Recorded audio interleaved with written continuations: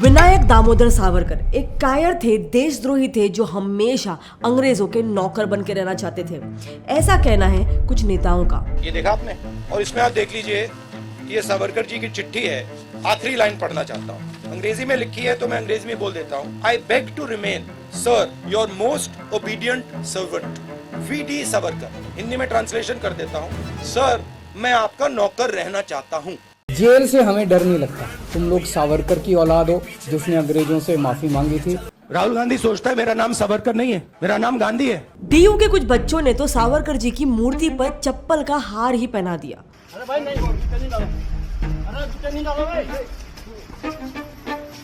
लेकिन दूसरी तरफ है कुछ ऐसे नेता जो सावरकर जी को अपना भगवान मानते हैं। उनका कहना है कि सावरकर जी होते तो भारत को 35 साल पहले ही ब्रिटिशर्स से आजादी मिल जाती।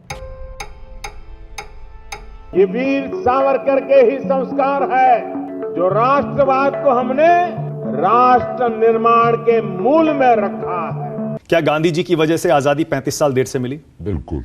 इनफैक्ट इंदिरा गांधी जी ने भी एक खत लिखा था जिसमें उन्होंने सावरकर जी को एक रिमार्केबल सन ऑफ इंडिया, एक वीर कहा था। तो आखिर सच्चाई क्या है? क्या सावरकर जी वीर थे या फिर गद्दार, शूर थे या फिर डरपोक, विजनरी थे या फिर ब्रिटिशर्स के नौकर?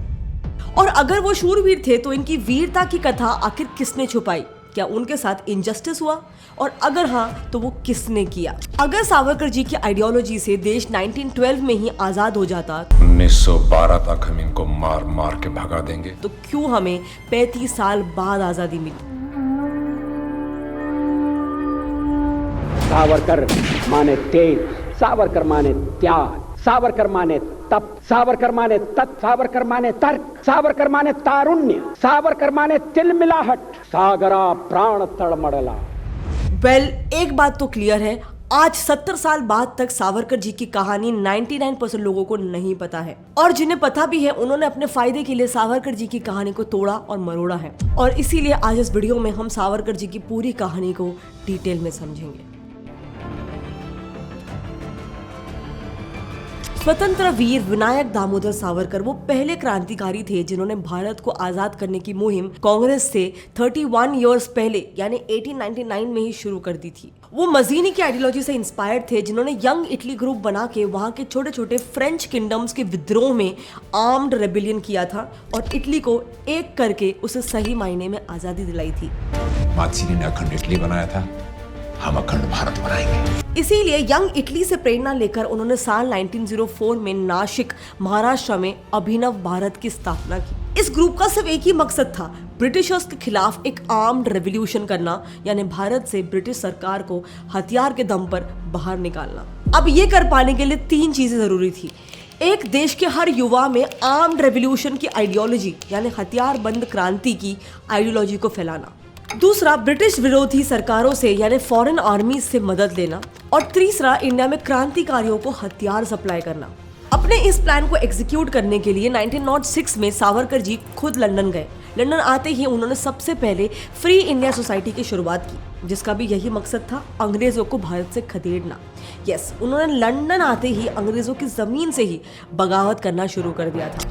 इनकी ये फ्री इंडिया सोसाइटी हर संडे मीटिंग रखती थी जिसमें सावरकर जी अलग अलग देशों के रेवोल्यूशनरीज जो भी ब्रिटिशर्स के खिलाफ ही लड़ रहे थे उनके साथ मिलके ये प्लान करते थे कि हम सब अपने अपने देशों से ब्रिटिश सरकार को ओवरथ्रो कैसे कर सकते हैं। एंड इस मीटिंग में रशियन रेवोल्यूशन के फादर लेनिन भी आया करते थे। एंड आप विश्वास नहीं करोगे लेकिन वो खुद सावरकर जी के एक स्टूडेंट थे।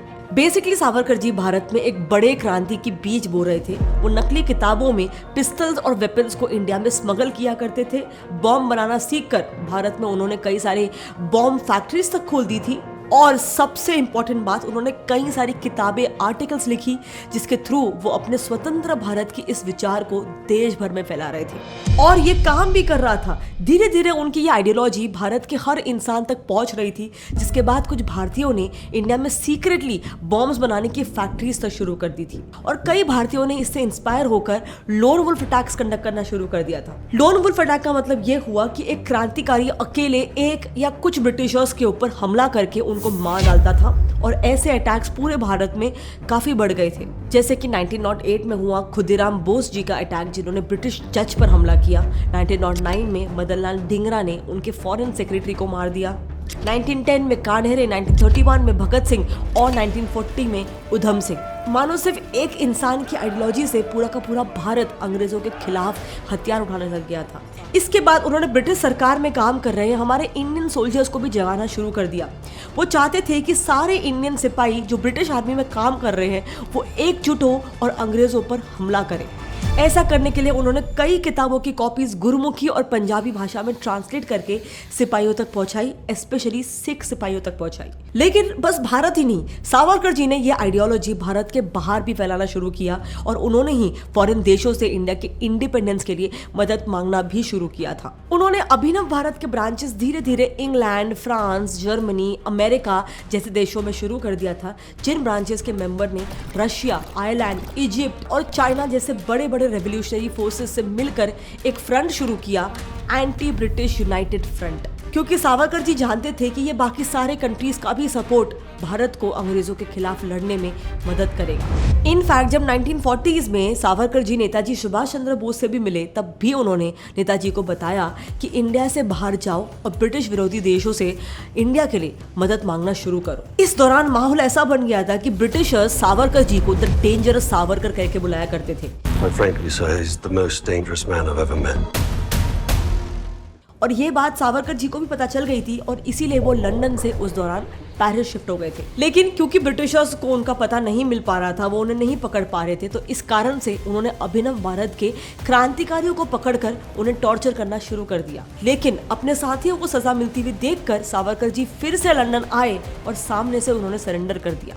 अब क्या ऐसा कोई डरपोक इंसान भागने के बाद अपने साथियों को बचाने के लिए खुद को सरेंडर कर सकता है? इसके बाद आखिर में 13 मार्च 1910 को waging war against the king यानी कि ब्रिटिश सरकार के खिलाफ विद्रोह हो, उनके खिलाफ बड़े जंग की तैयारी करने के जुर्म में सावरकर जी को अरेस्ट करके जेल में कैद कर दिया गया। देखो, असल में ब्रिटिशर्स ना डर चुके थे क्योंकि सावरकर जी की आइडियोलॉजी से इंडिया में उभर रहे विद्रोह ने उन्हें चारों तरफ से घेर लिया था। देश में बढ़ रहा लोन वुल्फ अटैक्स, इंटरनेशनली दूसरे देशों की मिलिट्री के साथ मिलकर रिवोल्ट की तैयारी, प्लस दूसरी तरफ से नेताजी की आईएनए की तैयारी और ब्रिटिश मिलिट्री में भी इंडियन सेना का विद्रोह शुरू हो गया था। और इतना सब कुछ सिर्फ एक इंसान की आइडियोलॉजी की वजह से कि अगर ब्रिटिशर्स को हमें देश से बाहर निकालना है तो वो शांति से नहीं हो सकता है, बल्कि उनके खिलाफ विद्रोह करके एक जंग छेड़ के ही हो सकता है। ब्रिटिशर्स सावरकर जी से कितना डरते थे ये आप इसी बात से समझ सकते हो कि वो उन्हें एड्रेस कैसे करते थे। वो अक्सर सावरकर जी को कॉमन मर्डरर या फिर डी यानी कि डेंजरस नाम से बुलाते थे और इसी वजह से ब्रिटिशर्स ने सावरकर जी को एक आतंकवादी घोषित कर दिया था, यानी कि वो अंग्रेजों के लिए एक आतंकवादी थे। उन्हें मालूम पड़ चुका था कि उनकी आइडियोलॉजी, उनका मास्टर प्लान भारत को 1912 में ही यानी 35 साल पहले ही आजादी दिला सकता था और इसी वजह से इस आइडियोलॉजी को दबाने के लिए उन्होंने सावरकर जी को ही कैद कर दिया और पूरे 2 बार उन्हें काला पानी जैसे एक भयानक सजा सुनाई।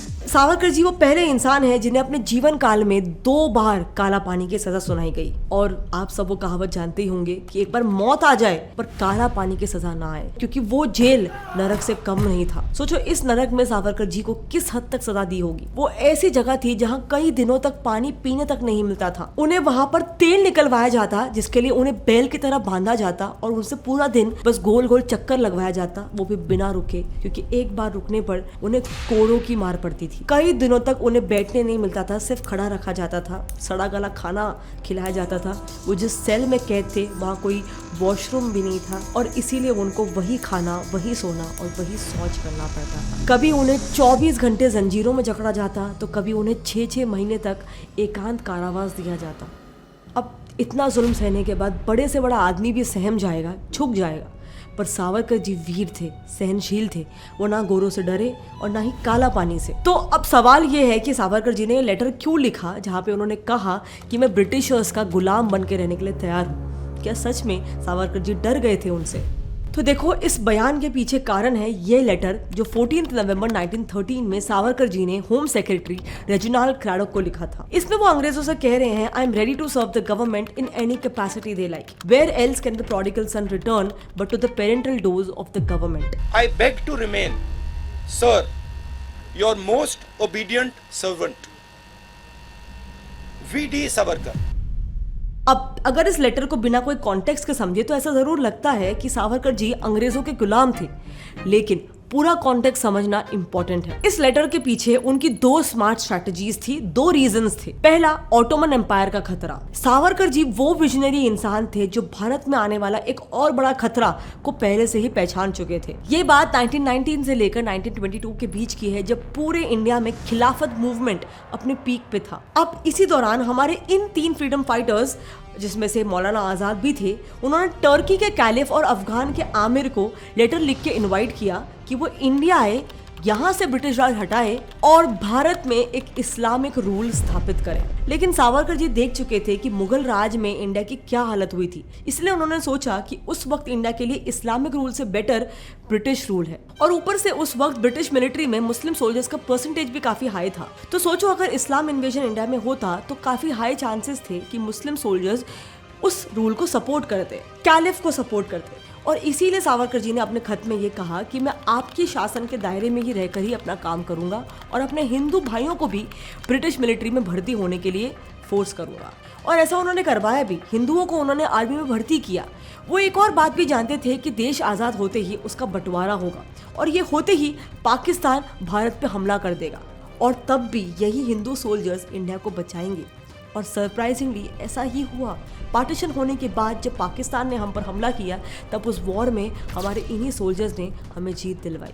लेकिन सावरकर जी की दूसरी, इससे भी बड़ी स्ट्रैटेजी थी अभिनव भारत मूवमेंट। जिस मूवमेंट को उन्होंने 1904 में शुरू किया था, उसे पूरा अंजाम देने के लिए उन्हें जेल से बाहर निकलना जरूरी था, ताकि वो ब्रिटिशर्स के खिलाफ अपनी रुकी हुई मुहिम फिर से शुरू कर सके। और यही 2 रीजंस की वजह से उन्होंने वो लेटर ब्रिटिशर्स को लिखा, क्योंकि शुरू से ही उनका विजन था आज़ाद भारत, जिसके लिए वो किसी भी हद तक जा सकते थे, फिर चाहे उन्हें माफ़ी तक क्यों नहीं मांगनी पड़े। तो अब सवाल ये आता है कि आखिर सावरकर जी का जब आज़ादी में इतना बड़ा योगदान था, तो ये चीज़ हमसे छुपाई क्यों गई? हमें एक गलत इतिहास क्यों पढ़ाया गया? अगर वो इतने वीर थे, विजनरी थे, तो हमें ऐसा क्यों बताया गया कि वो एक गद्दार थे, ब्रिटिशर्स के नौकर थे, एक माफी वीर थे? इसके पीछे एक बहुत बड़ा रीजन है मौलाना आज़ाद का। जैसे मैंने आपको इससे पहले बताया कि जब खिलाफत मूवमेंट पीक पे था, तब मौलाना आज़ाद ने ऑटोमन कैलिफेट को इंडिया को इन्वेड करने के लिए इनवाइट किया था, जिनका यही प्लान सावरकर जी ने फेल कर दिया। आप जानते होंगे, यही मौलाना आज़ाद हमारे देश के पहले एजुकेशन मिनिस्टर थे। तो अब आप ही बताओ, क्या वो सावरकर जी की रियल हिस्ट्री बुक्स में आने देते, हमें सिखाते? और यही सबसे बड़ा रीज़न है कि हमें कभी भी हमारे इतिहास में वीर सावरकर जी के बारे में नहीं बताया गया। हमें जानबूझकर ये इतिहास पढ़ाया गया कि इंडिया को आज़ादी सिर्फ और सिर्फ शांति से, नॉन वायलेंस से, क्विट इंडिया मूवमेंट और सत्याग्रह से ही मिली है। हमें गानों में तक ये बताया गया, दे दी हमें आज़ादी बिना खड्ग बिना ढाल, साबरमती के संत तूने कर दिया कमाल। लेकिन ये बात कभी नहीं बताई गई, जिन्हें रोक सका ना गोरा, ना रोक सका काला पानी, फिर क्यों नहीं बतलाई लोगों को इनकी कुर्बानी। इनफैक्ट अगर दोनों आइडियोलॉजीज की भी बात करें, मतलब नॉन वायलेंस और वायलेंस, किस आइडियोलॉजी का ज्यादा बड़ा योगदान था हमें आजादी दिलाने के पीछे? इंडिया के फॉर्मर ब्रिटिश प्राइम मिनिस्टर जिन्होंने इंडिया पर राज किया था, उन्होंने खुद कहा कि भारत को आजादी दिलाने में सावरकर जी, नेताजी और भगत सिंह जी जैसे आर्म रेवोल्यूशनरी का बहुत बड़ा हाथ था, क्योंकि इन्हीं की वजह से एक तरीके से पूरा भारत ब्रिटिशर्स के खिलाफ विद्रोह करने लग गया था, ब्रिटिशर्स पर हमला करने लग गया था। मैं ऐसा बिल्कुल भी नहीं कर रही हूँ कि आज़ादी में गांधी जी और नेहरू जी का कोई भी इन्फ्लुएंस नहीं था, उनका कोई भी हाथ नहीं था। लेकिन मेरा सवाल ये है कि हमें सिर्फ एक साइड की स्टोरी ही क्यों बताई गई? और इसीलिए हमें आवाज़ उठानी चाहिए, हमें सवाल खड़े करने चाहिए कि वीर सावरकर जी का इतिहास हमें पढ़ाया क्यों नहीं गया। इससे हमें और हमारे आने वाली हर पीढ़ी को इंडिया का रियल हिस्ट्री पता चलता, हमारे क्रांतिकारियों की सोच, उनका विजन पता चलता, हमारे रियल फ्रीडम फाइटर्स पता चलते। यही कोशिश थी मेरी इस वीडियो से। और अगर आप भी यही चाहते हो कि हमें इतिहास को तोड़ मरोड़ कर ना सिखाया जाए, हमें सही इतिहास पढ़ाया जाए, तो इस वीडियो को जितना हो सके अपने फ्रेंड्स और फैमिली के साथ शेयर करना। और हाँ, अगर आपको ऐसे वीडियोस पसंद है तो हमने हाल ही में एक और वीडियो बनाया है जहाँ पे हम ये डिस्कस कर रहे हैं कि कैसे इंडियन वुमेन इनफर्टाइल होते जा रही है बिकॉज ऑफ जो रूटीन वो फॉलो करती है, जो लाइफस्टाइल वो फॉलो कर रही है, उस वजह से उनकी फर्टिलिटी हैम्पर हो रही है। इस टॉपिक को हमने डिटेल में डिस्कस कर रखा है। अगर आप वो देखना चाहते हो तो यहाँ पे लेफ्ट क्लिक करके देख सकते हो। मिलते हैं अगले टाइम, तब तक के लिए जय हिंद।